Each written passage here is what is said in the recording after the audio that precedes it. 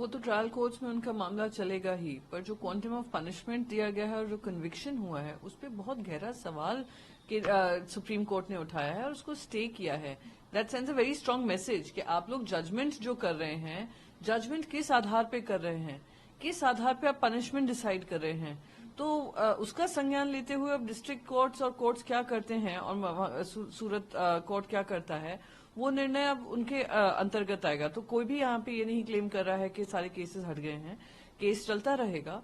पर supreme court ने जो संज्ञान लिया है कि पनिशमेंट एंड द जजमेंट, उसमें कहीं ना कहीं विरोधाभास है।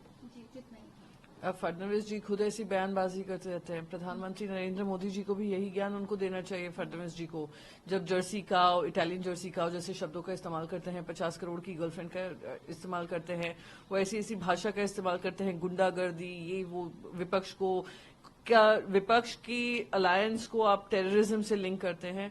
मैं उम्मीद करती हूं जो उन्होंने कहा है और जो सुप्रीम कोर्ट ने राहुल गांधी जी को लेकर टिप्पणी की है, वो खुद अपने जीवन में प्रधानमंत्री भी अपनाएंगे। कांग्रेस गीदड़ भी होते हैं, आपके शामिल होने को लेकर ये टिप्पणी कर रहे हैं, वो आपको गीदड़ से तुलना कर रहे हैं।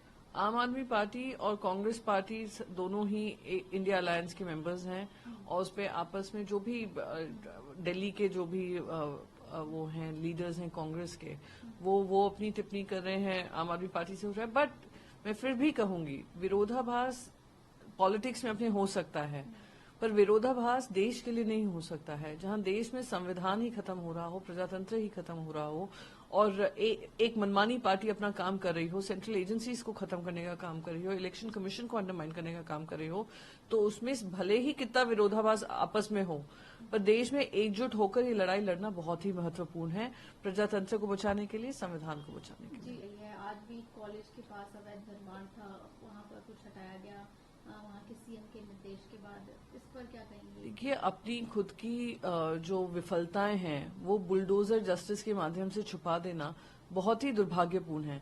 सबसे पहले अगर अवैध वहां पे दुकानें थीं, अवैध घर थे, तो इतने दिनों से कार्रवाई क्यों नहीं हुई? पहले तो।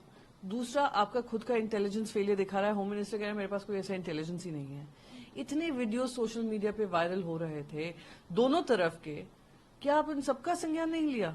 इतना सीरियस इंटेलिजेंस इशू है स्टेट में, तो दिखाता है कि स्टेट गवर्नमेंट इंटेलिजेंस को लेकर सीरियस नहीं है। तीसरी बात, आपको पता है इतनी बड़ी शोभा यात्रा निकलने वाली है, उसका रूट क्या होने वाला है, कितने लोग होने वाले हैं।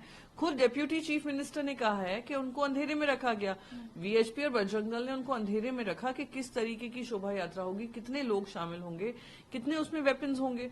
तो ये जो पूरा माहौल बनाया गया है दोनों तरफ से भी, और खास करके जो वो लोग हैं जिन्होंने लोगों को मारा है और इसको एक कम्युनल एंगल से देखा है, उन पे सख्त से सख्त कार्रवाई हो।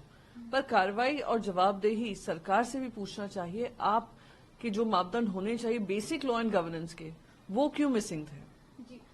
दुर्भाग्यपूर्ण है जिस तरीके से अब तो 100 दिन लगातार हो गए हैं, ये घटनाएं खत्म ही नहीं हो रही हैं, रुकने का नाम नहीं ले रही हैं, फिर से ये 3 मौतें हुई हैं।